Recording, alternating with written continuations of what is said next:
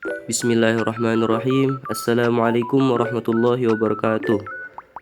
Jadi pada kesempatan kali ini kelompok saya akan menjelaskan materi terkait pembagian hukum syara dalam Islam. Sebelum saya melanjutkan kepada pembahasan mengenai pembagian hukum syara dalam Islam, saya ingin memperkenalkan kelompok saya terlebih dahulu. Jadi dalam kelompok saya ini terdiri dari 3 orang, yaitu yang pertama ada saya sendiri yaitu Muhammad Nazrillah, yang kedua ada saudara Rizwandi, dan yang ketiga ada saudari Siti Jubaidah.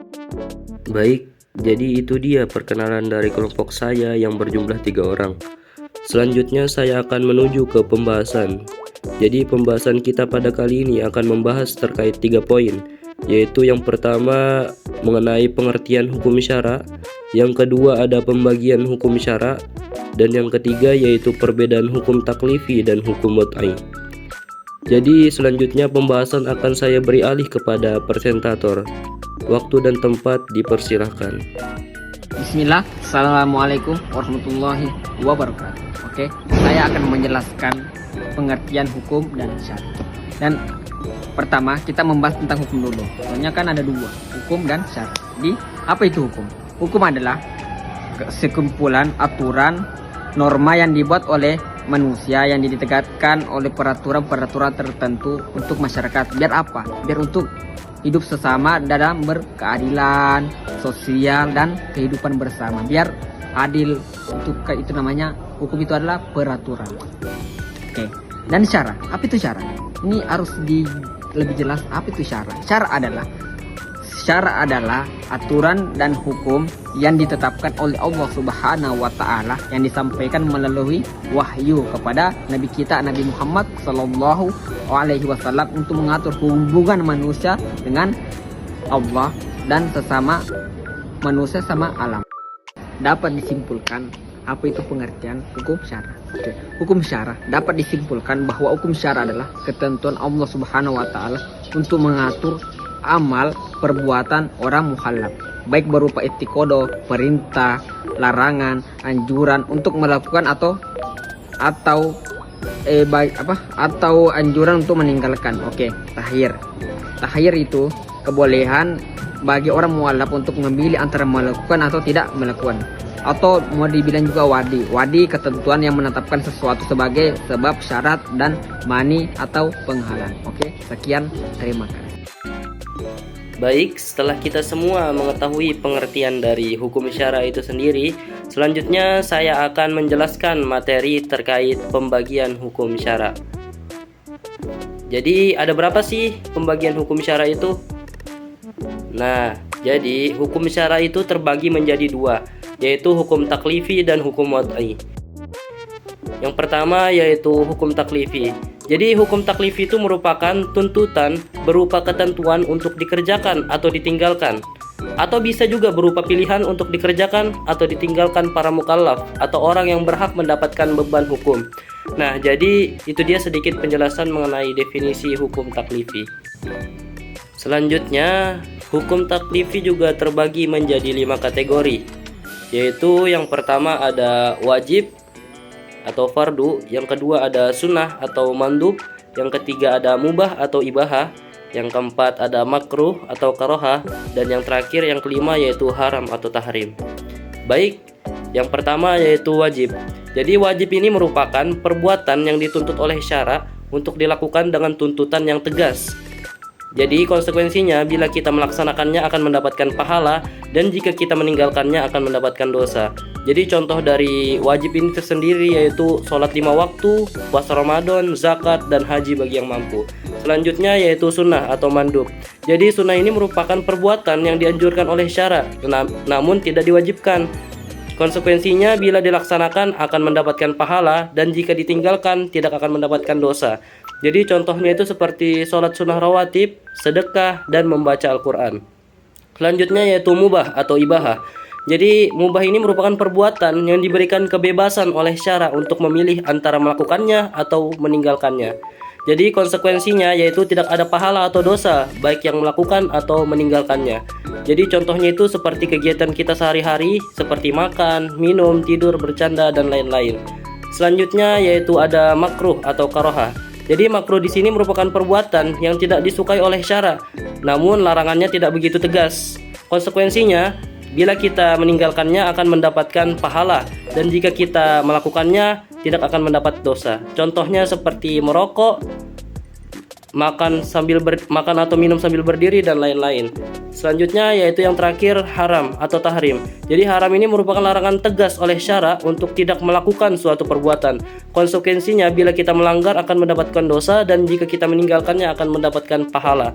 Contohnya seperti berzina, mencuri, meminum khamar, memakan riba, dan lain-lain sebagainya. Baik, pembagian hukum syara yang selanjutnya atau yang kedua yaitu hukum wad'i.